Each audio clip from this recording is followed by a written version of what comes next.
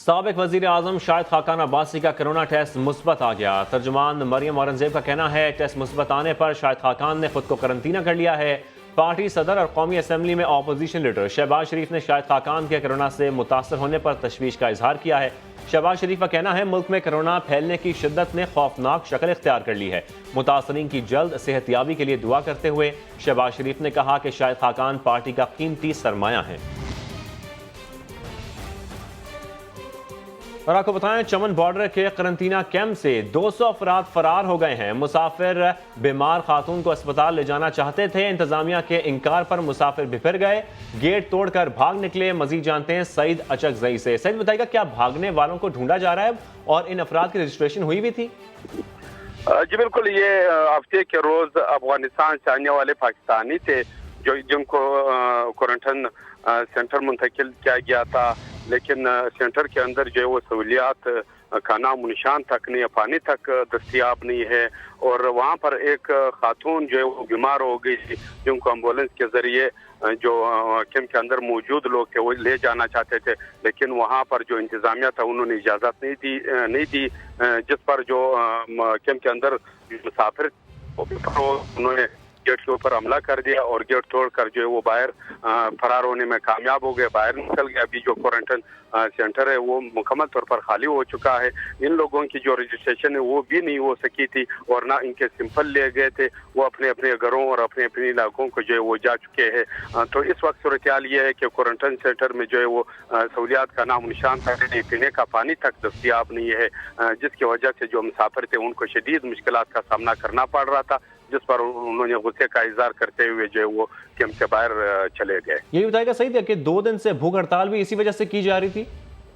जी बिल्कुल, ये अफगानिस्तान से आए थे। जब उन्होंने कैंप में सूरत हाल देखा कि न पानी दस्तियाब था, न वहाँ पर वाशरूम में जो सफाई की सूरत हाल थी वो अच्छी थी, जिस पर उन्होंने भूख हड़ताल की, क्योंकि जो आने वाले मुसाफिर थे उसमें खवातीन भी थे, बच्चे भी थे, बूढ़े भी थे और 200 के करीब मुसाफिर थे। ठीक है, बहुत शुक्रिया सईद अचकजई तफसीलात के लिए आपका। और एक और अहम खबर शामिल करें, लाहौर के सबसे बड़े अस्पताल में बदइंतजामी 173 अफराद की हलाकत कैसे हुई? कई दिनों बाद भी कोरोना रिपोर्ट ना आ सकी। दीगर एडमिट मरीजों के रिश्तेदार कई दिन टेस्ट के रिजल्ट का इंतजार करते हैं। मजीद जानते हैं इस हवाले से दानियाल उमर से। दानियाल, आमतौर पर कितने दिनों में टेस्ट के रिजल्ट जो है वो सामने आ जाते हैं? इतने दिन क्यों लग रहे थे? जी बिल्कुल, ऐसा लगता है कि म्यू अस्पताल की जो इंतज़ामिया है, लाहौर का सबसे बड़ा अस्पताल है, वो बुखलाहट का शिकार है। आमतौर पर जो टेस्ट के रिजल्ट्स हैं वो 24 से 48 घंटे में और मैक्सिमम अगर बहुत लोड हो तो 72 घंटे में आ जाते हैं, लेकिन म्यू अस्पताल के अंदर ही दम तोड़ने वाले 178 अफराद ऐसे हैं जिनकी रिपोर्ट्स अभी तक मौसूल नहीं हो सकी अस्पताल इंतज़ामिया को।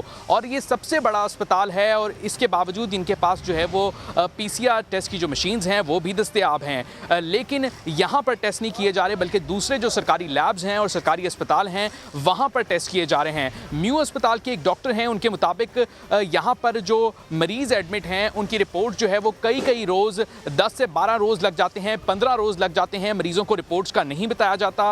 मरीज़ों के जो लवाहिकीन हैं वो ख्वार हो रहे हैं। जिन मरीज़ों की यहाँ पर अमवात हुई हैं, अस्पताल आकर उन्होंने दा है और उन्हें मुश्तबा कोरोना के मरीज़ों में रखा गया था, उस बारे में भी अब तक नहीं पता चल सका कि आया उनकी जो अमवात हैं वो कोरोना वायरस की वजह से हुई थी या उनको कोई और बीमारी लाहक थी, जिस पर जो अस्पताल इंतजामिया है वो भी अब तक खामोश है। जी, वो भी अब तक खामोश हैं। दानियाल उमर, बहुत शुक्रिया तफसीलात के लिए। मैं अस्पताल के कोरोना वार्ड में काम करने वाले डॉक्टर लुकमान क्या बता रहे हैं वो भी अपने नाज़रीन को सुनवाते हैं।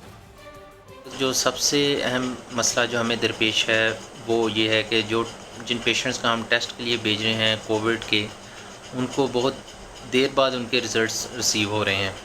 बहुत सारे लोगों ने कंप्लेंट किया है कि उनको 10-10 दिन के बाद भी इवन रिज़ल्ट्स मिले हैं, कुछ को नहीं भी मिले। उसकी जो मेन रीज़न है वो ये है कि म्यू हॉस्पिटल के अंदर कोविड की कोई लेबॉर्ट्री मौजूद नहीं है। यहाँ से सैंपल्स PKLI और IPH में भेजे जाते हैं। तो काइंडली मेरी रिक्वेस्ट है गवर्नमेंट ऑफ पंजाब से और हेल्थ मिनिस्ट्री से कि वो इस इशू को रिज़ॉल्व करवाएं और ताकि लोगों को उनको टाइम पे उनके रिज़ल्ट्स मिल सकें और लोगों के अंदर जो इज़्तिराब है वो दूर हो सके। और जिन सूबों के शहरों से ज़्यादा केसेस रिपोर्ट हो रहे हैं वहाँ वफाकी हुकूमत की तरफ से ICU बेड्स दिए जाएंगे जिनमें ऑक्सीजन होगी। वफाकी वजीर मनसूबाबंदी असद उमर कहते हैं अस्पतालों के लिए खुसूसी पैकेज बनाया जाएगा। वहाँ पे अस्पतालों के अंदर दबाव बढ़ रहा है, वहाँ पर जून के महीने के अंदर 1000 ऑक्सीजन वाले बेड्स जो हैं जिनके साथ ऑक्सीजन सप्लाई अवेलेबल होगी उसकी जिम्मेदारी वफाक ले रही है। साथ ही हम और काम करते रहेंगे सूबों के साथ और हम फिर आपको बताएंगे कि जुलाई के महीने के अंदर मजीद जो इसके अंदर इजाफा करने जा रहे हैं वो भी हम आपको बताएंगे। तो एक तो ये फैसला हुआ है। दूसरा, अस्पतालों की जरूरत, क्योंकि वो भी एक वक्त बाकी जिस तरीके से मुल्क के मुख्तलिफ हिस्से जो हैं वो दबाव का शिकार हैं, अस्पतालों के अंदर भी जो है वो उनको मदद की ज़रूरत है। उस पूरे पैकेज का जायज़ा लिया गया है। उसके ऊपर फैसला ये हुआ है कि आज 6:30 बजे हम दोबारा मिलेंगे और इंशाअल्लाह ताला उसके अंदर एक पैकेज फाइनलाइज करेंगे जो अस्पतालों के लिए खुसूसी तौर पे हमारे हेल्थ केयर सिस्टम के लिए होगा। मुल्क में कोरोना बेकाबू हो गया है। केसेस की तादाद 1 लाख और हलाकतों की मजमूई तादाद 2000 से तजावुज कर गई है। जानते हैं साथी एंकर इरम ज़ईम से।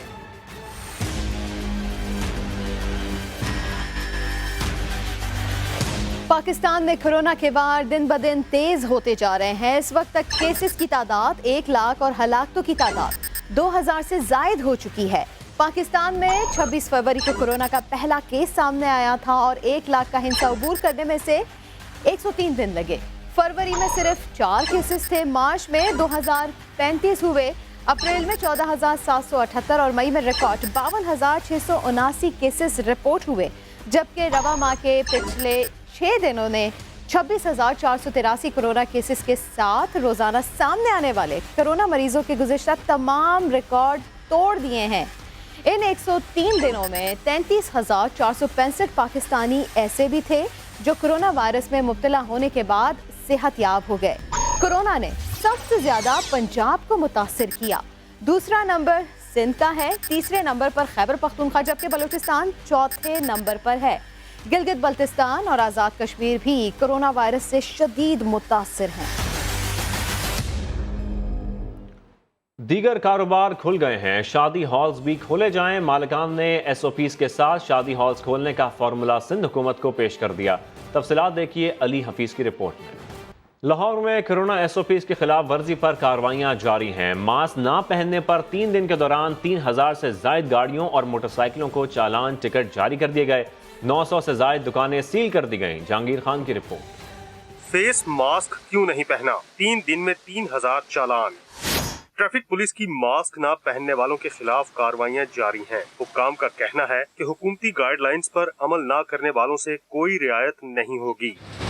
दूसरी जानिब गुज़िश्ता 3 दिन के आदादो शुमार के मुताबिक लॉकडाउन और SOPs की खिलाफ वर्जी करने पर 133 मुकदमात दर्ज करके 900 से जायद दुकानों को सील कर दिया गया, जबकि 2000 दुकानों को वार्निंग जारी की गई। अवाम को सहूलियात फराहम करने के लिए national command and operation centre का बड़ा इकदाम। कोरोना वबा के दौरान शहरियों को परेशानी से बचाने के लिए पाक निगहबान ऐप लॉन्च कर दी गई है। इस ऐप का क्या फ़ायदा है, जानते हैं इस्लामाबाद से अरहम खान की रिपोर्ट में। खबरों का सिलसिला जारी है, भी शामिल करेंगे एक ब्रेक। Welcome back. अब बात करेंगे जॉर्ज फ्लॉयड की। अमेरिका समेत दुनिया भर में नस्ल परस्ती के खिलाफ मुजाहरे जारी हैं। सियाफाम जॉर्ज फ्लॉयड के कत्ल पर मिनियापोलिस सिटी काउंसिल ने पुलिस का मौजूदा निज़ाम ही खत्म करने का फैसला कर लिया।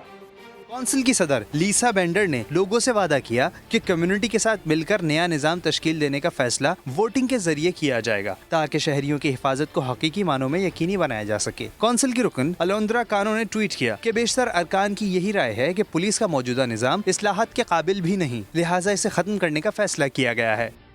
दूसरी जानिब नस्ल परस्ती के खात्मे के लिए अमेरिका भर में मुजाहिरे जारी हैं। वाशिंगटन DC में अब तक का सबसे बड़ा एहतजाज हुआ। व्हाइट हाउस जाने वाले तमाम रास्ते बंद कर दिए गए। सैन फ्रांसिस्को के गोल्डन ब्रिज और लॉस एंजलिस में भी कुछ मकामात को बंद किया गया। वर्जीनिया में मुश्तइल अवाम ने कन्फेडरेट जर्नल का मुजस्समा गिरा दिया।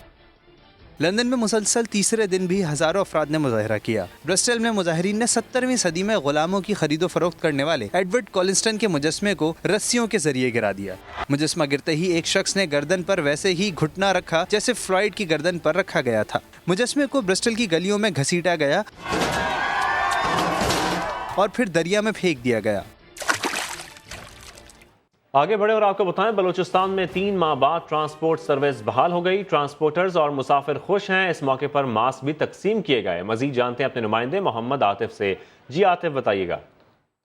जो तमाम जो SOPs गवर्नमेंट की जानिब से ऐलान किया गया था, उसके हवाले से हम देख रहे हैं कि वो ज़्यादा जो है वो एहतमाम नहीं किया गया है। सिर्फ जो समाजी फासले हैं उनका एहतमाम किया गया है। एक ही कतार में 10-10 मुसाफिरों को जो है वो बिठाया जा रहा है और इस मौके पर जो है वो ट्रांसपोर्टरों की जानिब से मुसाफिरों को मास्क भी तकसीम किए गए थे। ना ही इसे जो हैंड सैनिटाइज़र है उसका जो देखा है हमने, उसका एहतमाम नहीं किया गया है, वो नहीं रखी गई हैं गाड़ियों के अंदर, और ना ही जो है वो थर्मोगन से टेम्परेचर जो है वो मुसाफिरों का चेक किया जा रहा है। मुसाफिरों की अगर बात करें तो उनकी जो है वो काफ़ी खुश नज़र आ रहे हैं। ठीक है आतिफ, आपका शुक्रिया। पंजाब में कोरोना से हलाकतों के मामले पर सेहत के 2 बड़े महकमों में तजाद सामने आ गया। एक महकमा 914 हलाकतों का दावेदार है तो दूसरा 683 हलाकतें करार दे रहा है। उधर स्मार्ट सैंपलिंग में अजला को निस्बतन महफूज करार दिया गया। आटे पर महंगाई का तूफान। फैसलाबाद में फी किलो आटा 10 रुपए इजाफे के साथ 55 रुपए किलो में फरोख्त हो रहा है। ओपन मार्केट में गंदम भी 1900 रुपए मन तक पहुंच गई। उस्मान सिद्दीक हमारे साथ मौजूद है। उस्मान, आटा रोज बरोज महंगा हो रहा है, क्या डिटेल्स हैं आपके पास?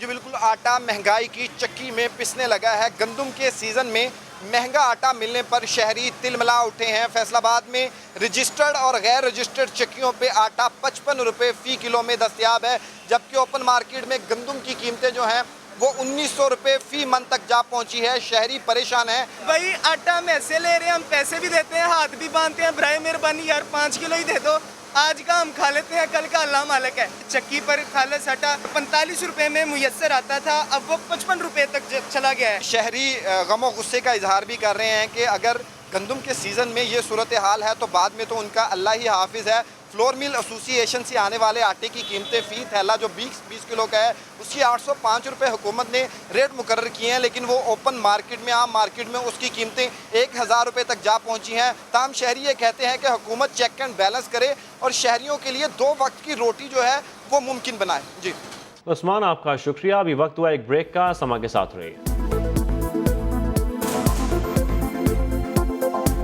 और आपको बताएं, मुल्क के दीगर शहरों की तरह झेलम में भी पेट्रोल का हसूल इंतहाई मुश्किल हो गया है। शहरी पेट्रोल के लिए मारे मारे फिरने लगे।